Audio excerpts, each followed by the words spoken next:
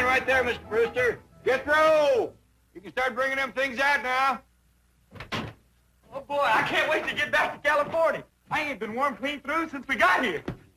Jethro, take it easy.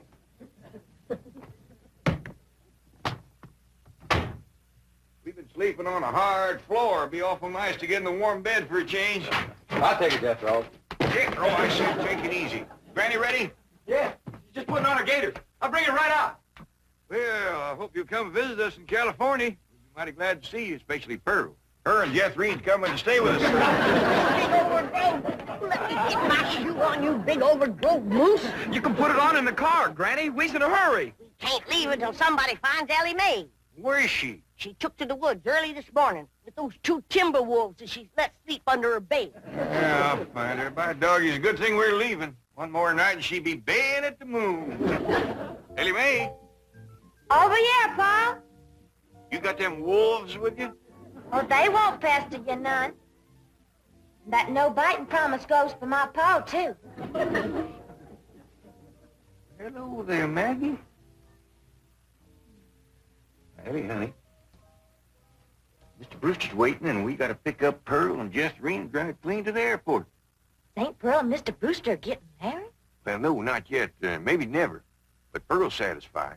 Everybody in town seen him propose to her. Now she can leave town with her chin up and her head thrown back, proud and happy. I'll bet you Cousin Jethrine ain't happy. She says she ain't going to California and leave her sweetie Jezbo Pugh. She's powerful in love with that little feller. Yeah, I reckon Jethrine will do pretty much what her ma tells her to. Pearl's a mighty strong-willed woman.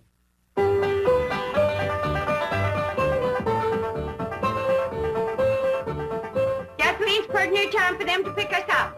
Now, no more sulking. You're coming to California. I don't want to hear no more argument about it. Okay, Ma. I'm coming.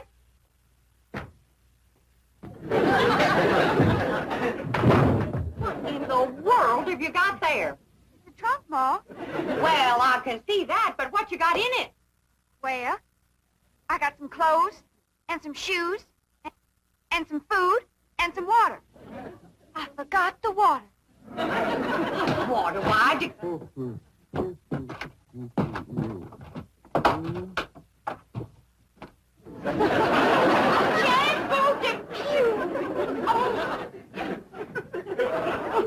Miss Bodine, that daughter of yours is a mighty strong-willed girl. Did she put you in there? I think so. I told her I couldn't go to California with her. And that's the last thing I remember. Oh, don't let him get away.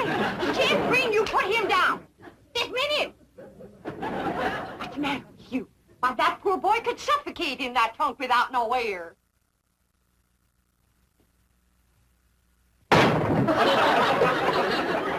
Jethrine, am I going to have to take a switch to you?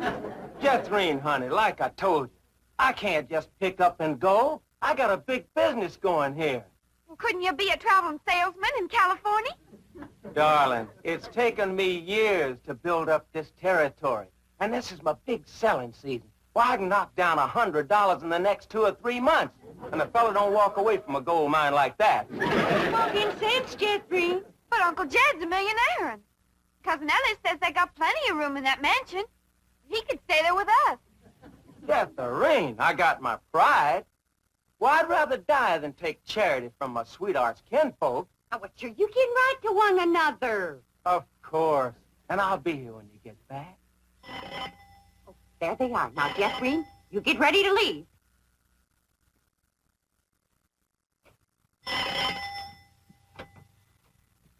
Oh, Mr. Brewster, I thought it was my boy Jethro. Cousin Jed come to pick up the suitcase.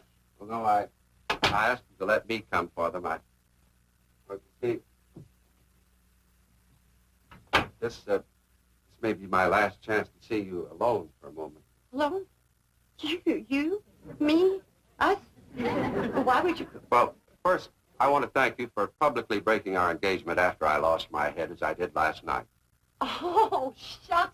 I didn't mean it when I said yes. It was just nerves and excitement of the moment. Well, you were very sweet about Yeah, it. well, but now that my head is clear and I'm thinking straight, well, I realized I couldn't get married right now. some man would lose a wonderful wife. My goodness, I got family obligations, you know. Why, Cousin Jed's been after me 3 or 4 months to come to Beverly Hills and get that wild daughter of his proper dressed and acting like a lady. I'm going to miss you, Mrs. Bodine. Yes, well, he's in desperate need of me. I don't know what come over me last evening, but I had a good night's sleep in the morning, coffee, got my wits together. Well, I could just laugh at myself for even considering marriage. Mrs. Bodine, I just want to say that I think you're a splendid woman, and I'm sure our paths will cross again. And, well, I'd consider it a great honor if you'd allow me to kiss you goodbye.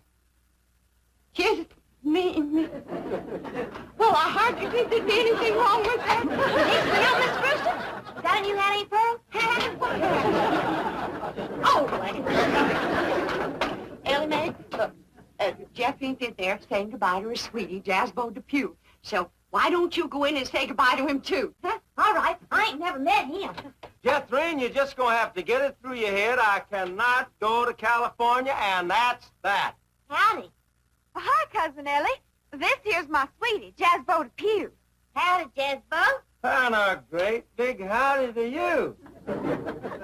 This girl is the cousin you've been telling me about? Yeah, Jasbo. She's the one we'll be staying with in California. Well, poke me another air hole, baby, and let's go.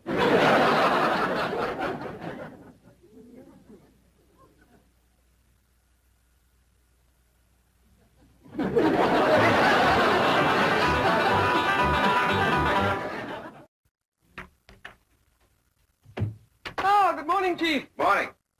Well, I just had a call from Brewster and Tulsa. The Clampetts are on their way home. Jethro?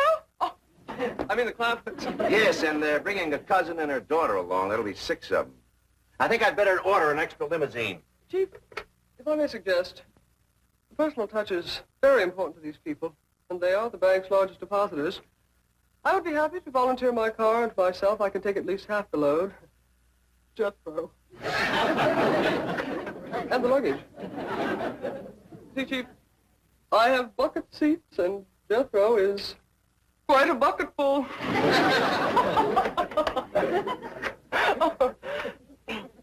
How's about 3 apiece, Chief? Fine. We'll be ready to leave the airport about noon. Entendu, mon capitaine.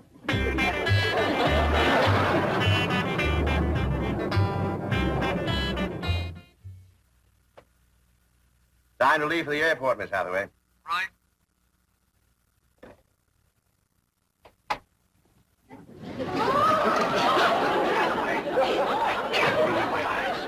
Don't be alarmed, Chief.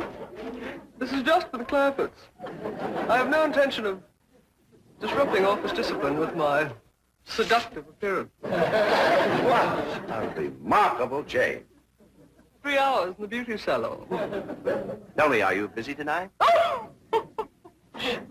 Because if you're not, I'd like you to work and make up those 3 hours. They could have missed the plane. Oh, impossible. Brewster phoned me after he put him on board. Oh, miss, are there any more passengers aboard? Yes, there are 6. Well, they appear to be hillbillies. Was there anything wrong with them? Oh, no. You see, we served lunch before we arrived, and they refused to leave the plane until they helped do the dishes. And we served 120 lunches. Well, here they come. Flight 201 for Chicago and New York is now loading at the East Concourse. Oh. Thank you for sharing your food with us. And thank you for doing the dishes. You sure you don't want us to wash the windows? It won't take long if we all pitch in. Thank you. Drysdale, howdy. Welcome home, it's Clampett. This here is my cousin, Pearl Bodine. Oh, howdy, Mr. Drysdale. Oh, excuse my wet hand. Oh, it's quite all right. Well, how did you enjoy your plane ride? I don't believe it. I plain don't believe it. It's a miracle. Oh, well, it ain't nothing. You ain't seen nothing, Pearl. Wait till we ride on that escalator. Yes. Well, my car's out in front, Mr. Clampett. Come on. Mon amour. That ain't my name. Who are you? I am a wild and mysterious gypsy. I have come to take you away to my gypsy camp. You got some food there? Well, I can't stay long, but I am kind of hungry. Helping wash all them dishes give me quite an appetite. Jed, them stairs is moving. We're having a California earthquake. Pearl, them stairs are supposed to move like that. What for? I don't know, but that's what they call an escalator.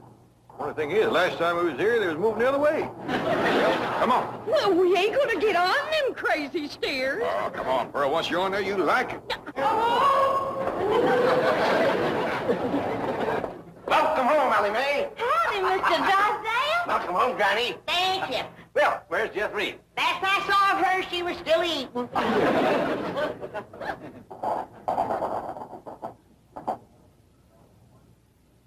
Well, now, that wasn't bad, was it? No, it was fun. Let's go up and ride down again. Oh, no, Pearl. It's fun, all right, but it just ain't worth fighting your way back upstream.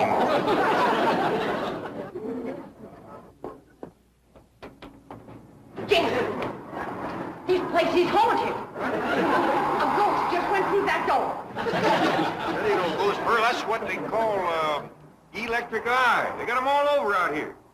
Well, you go first. I ain't taking no chances on crowding a spook.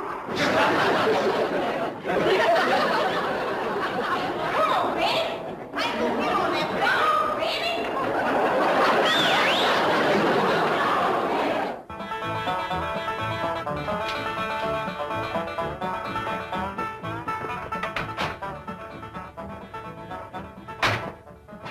I'll go with Martin and take the luggage around to the service entrance. I can't believe it. I've seen pictures, but I just can't believe it. It ain't real. It's real, Ma. Jeffrey, don't you knock no holes in your Uncle Jed's mansion. Ah, she can't hurt it, Pearl. Wait till you see inside, Pearl. It's the biggest bunch of indoors you ever did see.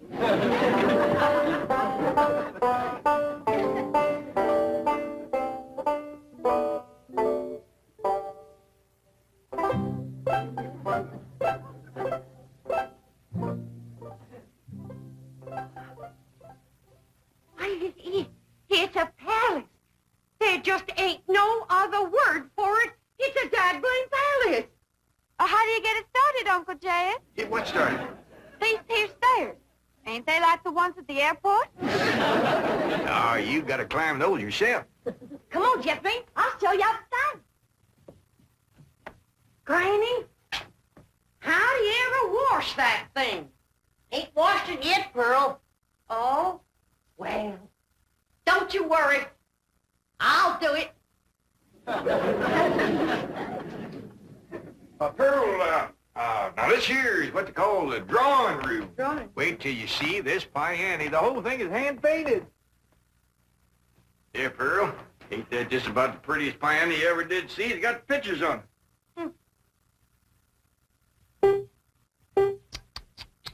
Look at the dust. Granny, did you run up them curtains? No, they was here when we came. Well, as soon as we get settled, I'll run up some new ones. Them windows ain't been washed in weeks. Well, Pearl, you know, it's a mighty big house. It'd take a miracle woman to get it all done. Looks like I've come just in time, huh? Where's the kitchen, Jack? I'll show you. 32 rooms in this house, and something tells me it ain't gonna be big enough. What do you think? Well, I think I should have brought my coal oil stove. For your information, Miss Pearl, we got gas. Well, I don't wonder. Eating nothing but uncooked food. Your pump is stuck tight. It ain't been used so long, Pearl. You know, Granny, we got a lot of work to do to get this kitchen in shape. Granny, did you tell Pearl this is the kitchen? I ain't been able to tell Pearl nothing. She won't quit flapping her trap long enough.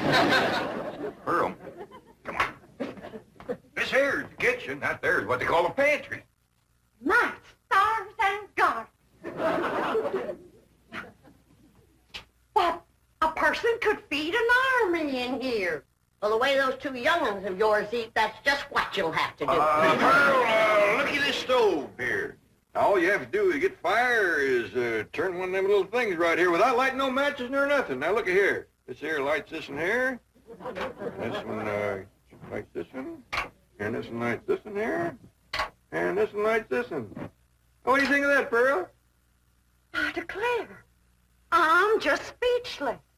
That'll be the day. Look at this icebox here. Just take a look. You ever seen anything like that before? Look at that.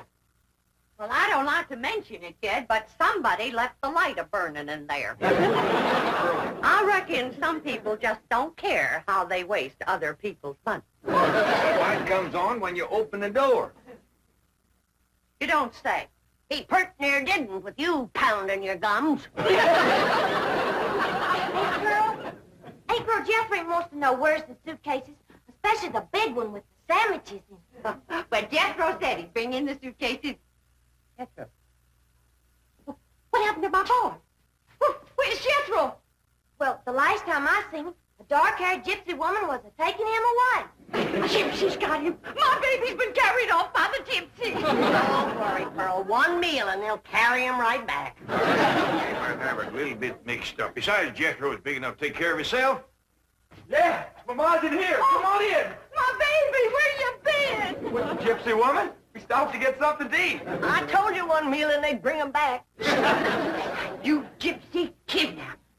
I'm gonna snatch you both. Away. What you doing being a gypsy? Just a little harmless fun, Mr. Clampett. When Jethro failed to recognize me, I couldn't resist continuing the masquerade. Ma, this here's Miss Hathaway, Mr. Drysdale's secretary. I'm happy to know you, Mrs. Bogey. I have brought your son back safe and sound. Well, thank you. Is your hair back? How about staying for supper, Miss Hathaway? Oh, I wouldn't want to be any trouble. Well, I figured with company at the table, there wouldn't be so much trouble. Wait till you taste Granny's sweet potato pie. Ain't nobody can make sweet potato pie like my ma. Now, they is both very fine, extra good cooks, but Pearl not knowing her way around the kitchen, I reckon. Oh, well, don't you worry none about that, Jed. I'll have this kitchen put in order in no time.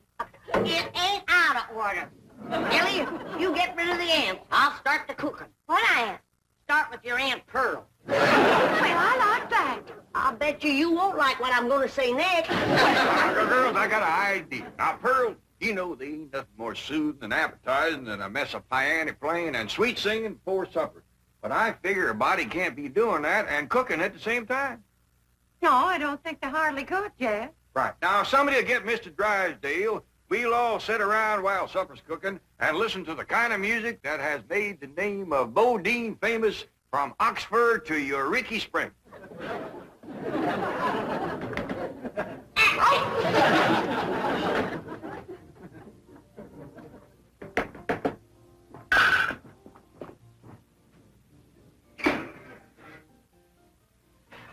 Ever see anybody bake a fluffier pie than that one?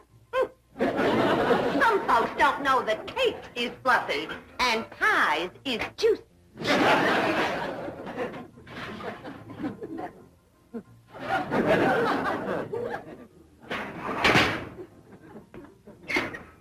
Itself. You did that on purpose, Pearl Bodine. My pie can't fall. It can't, huh? Just did.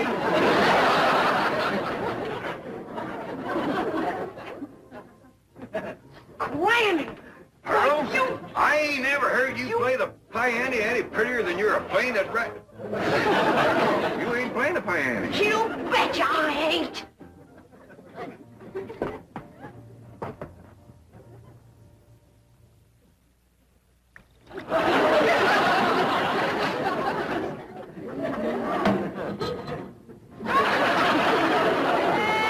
Before the bathroom, mother, I am thinking most of you.